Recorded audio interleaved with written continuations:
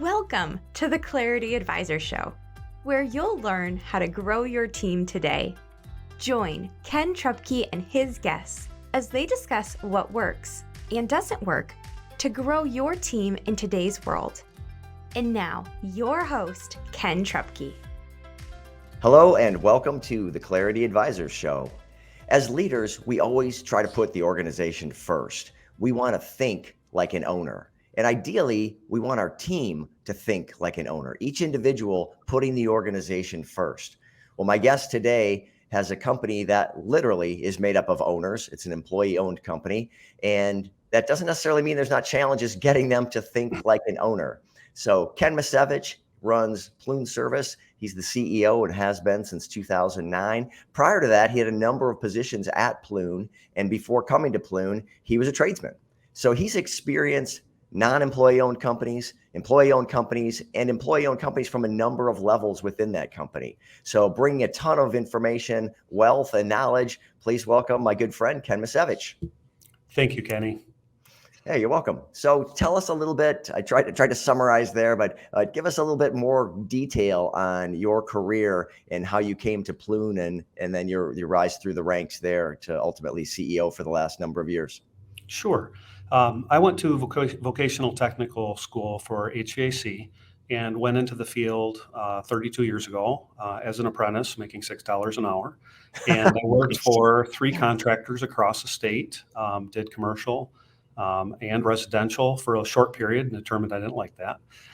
When I came to Pleune in 95, I really came for the culture that I knew through the people that I'd met. So I didn't have any relationships. I didn't have any knowledge of the company beyond I liked the vibe and the feel of the people that I'd met in the field. And so they were the tradesmen. I was a tradesman. We just happened to be at different companies, and we'd run into each other on job sites or at supply houses. And it's a commercial industrial company that focuses on B2B. So there's no residential in that space. Okay. And all of our effort is to be in the office, the schools, the industrial plants, and in those areas. Okay. Fantastic. So let's get right into it. Tell me a little bit about your current team, not just your direct leadership team, but that as well as the couple layers down, all the way down to the folks out in the field. And talk a little bit about your interaction with all those people and how that goes. And then I want to get into a little bit more about the ESOP specifically. But just talk about your relationships with everybody and how your team's structured currently. Sure. So I have an executive team, of course, 5, and then they build their teams for each area of the business. The profit centers are service and construction. Okay. And so we have operational leaders there, and then we have our admin leaders for IT, accounting, safety, et cetera. And the way that we divvy it up is I let each person build their team based on what we've agreed for a 5-year strategic plan.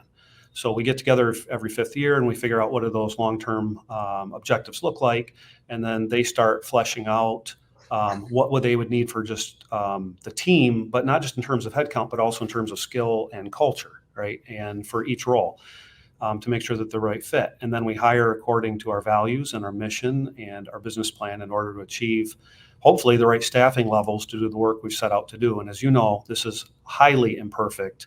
The planning part's science, the execution is art, and we don't always get it right. Yeah. There's definitely a lot of science behind moving air and heating and cooling it, but there's also some art and some experience out in the field. Yeah.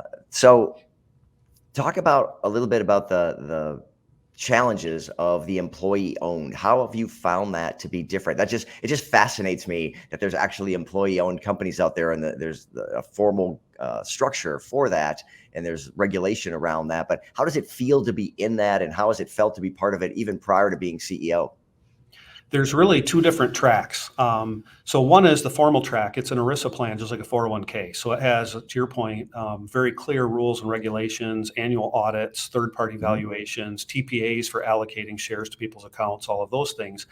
The more important and valuable thing to the company is what you do with it. We could put it in a closet and not talk about it. There's no reason that you have to promote an ESOP in an employee-owned company. We chose to do so. and we Okay. really want people's engagement. And so there's a lot of education that goes into helping people learn how to be part of a business when we all have different roles and responsibilities, and the left hand never fully understands what the right hand is doing. So how does sales convert into operations, and how do we collect dollars, all of those things. So there's a lot of education in our culture, not just around the ESOP, but around the roles, around other people, around customer service, trying to bring that value proposition together. And I would say also, nobody, to your point, nobody has any modeling of what employee ownership looks like. So when you're in an employee-owned company, or you enter an employee-owned company, it can be confusing.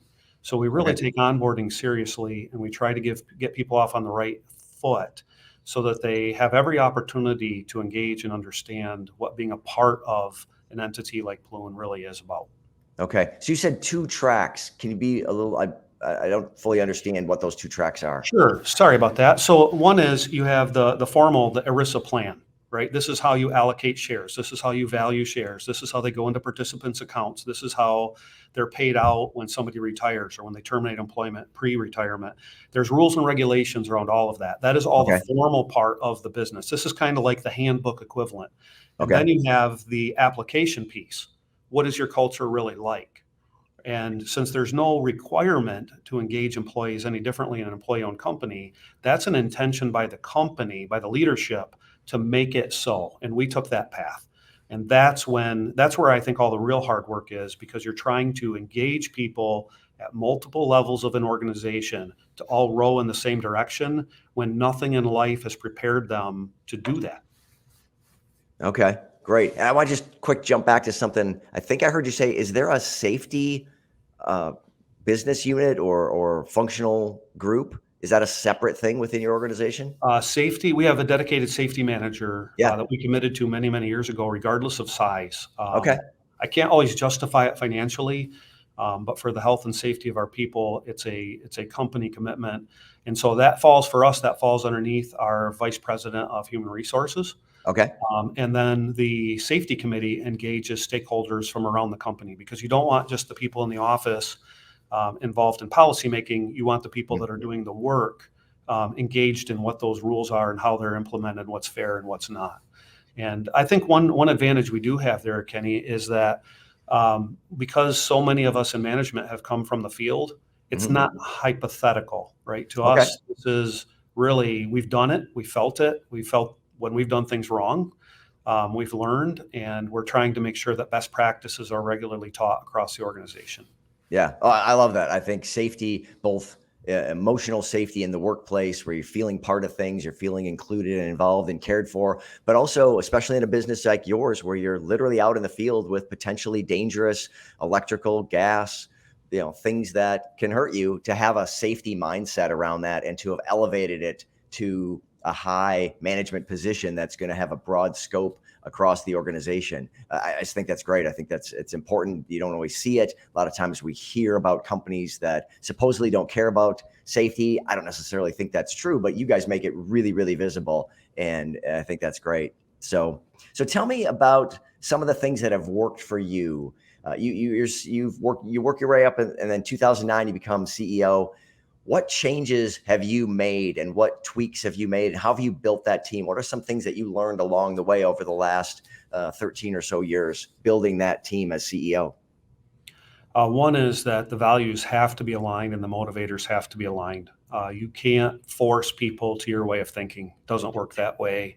It will have a negative result. And so for us, the idea of getting and keeping the right people is incredibly important. I'm really blessed here because Pleune is a long-term company and has had long-term thinkers. And so high degree of loyalty, a lot of longevity here. The hard part when you have longevity and you have loyalty is that when you create any kind of culture change, anyone who's here for culture A does not and will not go along very well to culture B. Right. Trying to make those conversions without throwing the baby out with the bathwater has been very, very difficult. Yeah. So to that point, tell me a story about a mistake or two that you've made, lessons that you've learned the hard way about making that culture shift and bringing the people you want to bring along. Well, let's go back to safety for a minute. Okay. When in 2009, by going through the data, I realized that we weren't as good as we thought we were. And I communicated logically every kind of report you can imagine. And we worked with our outside safety partners and our then safety manager. And it took 3 years to do absolutely nothing, right? Lots of meetings where we're going to be doing these things, but culture, like Peter Drucker said, culture eats strategy for breakfast. And we were the living example of that. And so by 2012, we realized we have to clean the slate. And so we changed our safety management across the board. Our outside and internal stakeholders shut down the company, brought everybody together to have that conversation. And what I realized was I had been communicating logically and data-driven, and I completely missed the human connection. Sure. And Ken, it was a big mess. What ended up happening was we had people resisting the change, not because they were against safety, just because they didn't like the process. And it was a very big learning experience for me because the last thing a leader really wants, you want to be in front when you need to, but you don't want to get so far out there that there's nobody with you. You're not leading anymore. Right. Yeah. Somebody said the definition of a leader is if you can turn around and there's a follower. So if you turn around, no one's there. That's a problem. Okay, let's pause here for a short break, and we'll be right back with more on the Clarity Advisors Show. Is your business where you want it to be or on track to get there? Clarity Advisors helps business leaders improve communication and get your team aligned and engaged for greater success. We specialize in helping you streamline your sales and operating systems to improve efficiency and grow your profits. Call or text Ken at 616-822-2998 to have a complimentary 12-minute call to see what some clarity could do for you. Okay, Ken, before the break, you were saying that you'd been pretty successful conveying information to the team using logic, but you were missing a big chunk of the team because you weren't hitting that human element. Talk about the pivot that you made kind of tactically. What exactly did you have to do to bring everybody into the fold and get buy-in from people that don't just get swayed by logic, but also need to hear the human side of the story? Sure. The difficulty for me is I'm a mechanical thinker, and that worked very well for me in the field. And you just need enough customer skills combined with your technical, and you can be a rock star in the field. Yep. The challenge is when you're leading other people, you need to engage with them personally. And so I completely missed the people side of it. And what I realized was I thought we were in the business of fixing things, and I didn't understand that we were in the business of servicing people. And that was a complete paradigm shift. Nice. Okay. And how did you figure that out? Were you working with a mentor on that? Did you just read some books? Like, tell me how you came to that conclusion, because I think that's an awesome understanding of what really is happening, and it changes how you think and how you communicate. But how did you get to that point? Learning from negative feedback. Okay. All right. Well, Ken Blanchard says that feedback is the breakfast of champions, but we both know that feedback is not always fun or pleasant. So what was the mechanism? Again, get really tactical for us as to how you would gather that feedback and then how you processed it and frankly sorted it, right? We don't, just because somebody says something doesn't mean we take it as true, but how did you get that in? And then what did you do with it? And to your point, when you're taking feedback in, you need to filter. But at the same time, you're not trying to filter to get the result you want. You're trying to filter to get to, the honest to God truth, what matters here. And so I had to spend a lot of time asking questions, both formally and informally, like through surveys, right? Company surveys, company meetings, but also a lot of one-on-one. And I think like most groups, there are people that won't say anything in a room full of people, but they'll say a lot if you can get them in a space where they're comfortable. The reason I like being in orbit on our job sites and with our customers so much is I call it being in their office, right? You're not going to come to the CEO's office in most cases and say, Ken, I'm really upset about this. You need to hear me.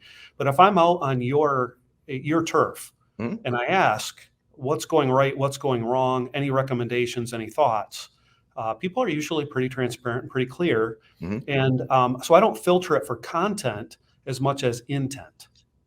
Okay. Great. I really want to understand what what problem they're trying to help me solve. Mm-hmm. Mm-hmm. Great. Yeah, listening skills are key in those environments to help draw people out and help them express what they're thinking. Because like you say, they're not used to being asked. They're certainly not going to necessarily come to you, but when you get them on their turf and you ask the questions, they're more willing, but still not maybe as they haven't thought about it or articulated it. They maybe weren't expecting those questions, and so you got to help them bring that along. I think that's great. What did you do? I know you're a learner and a reader. What kind of things did you do to improve your listening skills and we'll call it interviewing skills with your team to draw out that really critical feedback? The mindset is continuous improvement. What I've done is all the reading, the formal training, the informal training, the question and answer. I learn from people all around me. So if you think of 360-degree learning, that would be my style. And so I look at who's giving feedback, what is their intent, what can we do with it, how do we bring it together with others, what stakeholders do we need at the table, right? Because none of this happens in a vacuum, right? Especially in an employee-owned company where you're trying to operate as and like a team. You really need people not just engaged, but productively and constructively. So this wasn't just about my learning path, right? Like, how do I start asking better questions and getting better understanding where people are coming from honestly and deeply, but also how do you then get them to the table to be constructive with each other? Mm-hmm. And I work in a space where I don't know if you know construction, but there tends to be a lot of anger, and usually listening just means filtering out the yelling. And so my real approach has been to focus on trust, right? Because if you're not going to open up, if you do not believe that I don't have your best interest at heart. Mm-hmm. 100%. That's so true. So good. I love that. So how do you go about making sure people trust you? How do you build that trust? I'm assuming it's an overtime process. It's not overnight, but it's not in a day, it's day by day. So what kinds of things are you doing to build that up and have been doing for a number of years now? Well, thinking of trust as consistency over time, there's definitely an element of repeatability. So someone can't just have an experience with you once and say, boy, I really trust that person. I mean, they could, but they'd be fairly reckless. The way humans have survived is by being cynical, right? And so the idea that you have to have regular interaction and multiple touch points, and I think getting feedback from other people about you is important, right? Because they're Okay. not just using their own judgment, they're helping qualify you through other people. And so that's why gossip is so detrimental to an organization, right? It's Yep. assassination from within. And when you get that type of dynamic out and you can focus on constructive conversation about what do we do, how do we do it, think about budgeting, think about planning and how difficult that is in any business. There's a lot of ways that can go wrong. And so how do you take people's feedback and then give them the sense of what they can have an impact on and what they can't, so that they're not just frustrated, but they believe that their voice mattered. It's just you don't get everything you want all the time. Yeah, for sure. Now, I know you're on a number of boards, and so you interact with other business leaders in your same space who presumably aren't necessarily employee-owned companies. So what do you think is different about because we want any team to think like owners. That's a pretty common mantra among leaders to say, think like an owner, put the company first. Doing it is trickier. Do you think it's easier or just different within an employee, a truly ESOP employee-owned company? What's been your experience, and what do you know from talking with other leaders? I think it can be successful either way, as far as teaching people to think and behave like an owner. But I think it's critical that they have a space to engage and that they have some kind of reward for doing so. Where I've seen non-employee owned companies operating very effectively by engaging people in ways that they really care about doing their roles well and they care about what they're doing. I've also seen employee ownership done poorly, right? Okay. Just because you're employee owned doesn't mean you feel good about coming to work every day. Sure. So helping people figure out, what does it mean to be an employee owner when I own shares in an account? It isn't that I am the CEO, right? I'm not a partner of the organization. In fact, we don't have one. We're all employees. And I love that piece because we all pull our pants on one leg at a time. And that allows us all to come from the same starting point. So I think that it's more the principles than the structure, but Okay. the structure makes using those principles easier. Sure. Okay. Interesting. So let's pivot just a little bit. And you've been a leader for a long time, coming just out of the 2008 financial issues in our country, and then leading into and through the pandemic stuff. So, and along the way, we've had a number of different generational changes in the workforce. Over a 20-year span, you're going to get some transition of generations. So what are things that you think are different today, so that if somebody out there is a new leader and maybe don't have that 20 or 30 years of experience and kind of seen a lot of different things and can put things in perspective, what do you think is a timeless truth versus timely advice given where we are? What are just some of those things that are different today that leaders need to be aware of? I think right now the mindset needs to be more inclusive, and I mean that multidimensionally, Okay. and not tribal. So in days of old, it was my company against your company. I think right now this is who we are, and you're including people of multiple types and stripes, everybody you can, to Hmm. get that intellectual and emotional IQ and EQ as high as possible. I think realizing that the younger generations need more feedback, they need it streamed, right? Not just a little report once in a while. They need Sure. constant feedback, can be very open to criticism. They want the coaching. At the same time, like anyone else, and this has been to me universal across generations, Sure. people that become competent want to be trusted to do their job. And I think that applies across all generations. But then there's differences across them that have made it much more challenging. For an example, as an employee-owned company where we're thinking in terms of 20, 30, 40, 50 years, because we care about sustainability of the employee ownership, right, of the Mhm. model, Sure. continuously paying it forward. But if you have a younger generation who looks at a job, changing, to have 27 jobs in their career, employee ownership doesn't work. You're not vested, you didn't stay, right? You were a Yeah. visitor. That doesn't work with our model. So for us, we've had to put a lot of upfront work into making sure that the people we're hiring actually are just trying to find the right fit for the long haul, not just ratchet strapping up a career, because for a Sure. company like ours, very disruptive. Yeah. And if you think about your managers now, they're middle age, right? Well, middle age might mean 30s into their 40s. They have to be able to work from that 18-year-old all the way up to that 70-year-old. And so Mhm. they really need to understand the generations changes that are happening underneath their feet. Okay. Yeah, think that's really interesting. And I'm curious, you mentioned 18-year-olds. Most people, I think there's a lot of conditioning around the idea. If you're 18, step two after high school is go to college. But in your business, people are going into the trades. You went into the trades. So how difficult and different is it today to encourage the people that do want to come into the trades to kind of push back against some of that conventional thinking about you have to go to college, and when you know that a really good fit for them might be in a company like yours in the trades. So and we all know too that it's tough to there's employment shortages kind of everywhere you go, you see signs up now hiring. So how have you guys dealt with that to continue to get a flow of good talent, especially good young talent of those kids coming out of school, high school? We've had to work incredibly hard for a limited return, I think, like a lot of other firms. And part of it is there's a stereotype around working in the field in a mechanical trade. And so there were decades of push around parents saying, go to college, go to college. And I understand that, appreciate that. Depending on what door you're trying to open, that's absolutely required in many cases. Hmm. Or once you've gone into the trades and you've worked your way up to a certain level, it might be now's the time to go to college or go back to college for the training, education, or degree that you need for those next steps. The difficulty that I'm struggling with is that there are just fewer people interested in the trades. Okay.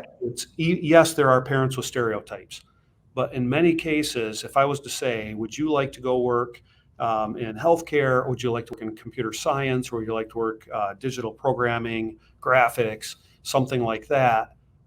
More people are interested in those things than getting out in the field and doing a combination of physical and mental work. So we really look for people that like that combination. Like they want to be out, they want variety, they want to build, or they want to fix, but it's a combination of using their hands and their mind. Sure. Great. Yeah, I appreciate that. That's interesting. It's always good to hear the approaches and the mindset of different companies trying to draw the talent into their firm, because in the end, what differentiates you from anyone else in your industry, or if you look at the talent pool as being competitive across industries, it's who you are and what experience they're going to get. And you need to be attractive. So I'm always curious is how are you making yourself attractive to bring that right talent in? So I appreciate that. Thanks. So what would be your best advice to a leader, probably a new leader, somebody, I don't know, probably late 20s, early 30s, again, hasn't had a lot of experience with things that have been changing recently, but they just got promoted. They've got a team under them now. They used to be responsible for themselves, and now they're responsible for maybe 4 to 10 people. What do they need to do? What's your best advice as somebody who's been there and seen a lot of that over the years and seen what works and what doesn't, especially given today's environment? What's your go-to advice for that person? Because each company is unique. There are some universal principles, hard work, honesty, ethics, things like that. I would love the competence piece to be high. The challenge is if you're dealing with a limited pool and barring the recession, the trades have had skilled trade shortages since about 94. So barring a short window, we've had a continuous problem. It's been exacerbated because the market at large is feeling that same pressure now. And so for us, I think really looking at being attractive, regardless of level, what you want in that future leader is to be able to bring people behind them at the same time they're learning from their peers, and at the same time they're learning from people that ideally could be their mentors that are a generation ahead. Mm-hmm. But I think the best way is you're learning, doing the hard work yourself, and you're looking around and you're checking and you're making sure you're getting feedback for yourself. I think it's incredibly important to bring people behind you because you grow as you go. Great. Yep, totally agree. And speaking of learning, I know you're a continual learner, always reading and consuming something to get better and better. What recently are you consuming? A podcast or some books that you're tackling? And tell us not only just what you're reading, but maybe why you're reading those things. I know you're also very intentional. Thank you for that. I am. I reread recently Atomic Habits. And the reason for that is always trying to stay grounded. You have to know where you're going. You have to know what your ultimate goals are and your objectives, and you need some milestones along the way. But it's the little things that are going to get you there. So it's the step-by-step, inch by inch, that is actually going to move you down the road. So if you know what direction you're going, you know what you want, it's the micro habits that are really accumulating over time, just like interest is in your investments in the stock market. They're compounding over time to get a large result later. And I think it's very easy to get lost when you're running a marathon, how many steps in you're in or how many miles or kilometers you're in. You can't get lost on that. It's one foot in front of another, making sure you're moving in the right direction at an acceptable pace. Great. Good. So, Ken, I know people are going to want to get in touch with you. There's so much value here, so much information and wisdom. What would be the best way if someone wanted to just get a few minutes of your time and have a conversation or had a question for you? What's the best way to connect with you? Kenny, I think LinkedIn is the most direct way. Okay. Easy to find, easy to reach out to, very responsive. Okay, excellent. Well, we'll put that and your book recommendation, Atomic Habits, into the show notes, as well as your LinkedIn profile link. So can't thank you enough for being here. You delivered as expected with a ton of good information. I learned some stuff. I was taking some notes, so I really appreciate that. Thank you so much, Ken, and we'll talk soon. Thanks for having me. Okay, and that wraps up another episode of the Clarity Advisors Show. So we will see you next time. Thank you. Thank you for listening to the Clarity Advisors Show. Clarity Advisors is a speaking, training, and consulting firm specializing in helping you simplify your sales and operating systems to improve efficiency and grow your profits. Connect with Clarity Advisors today to learn more about how they can help you improve communication, and get your team aligned and engaged for greater success.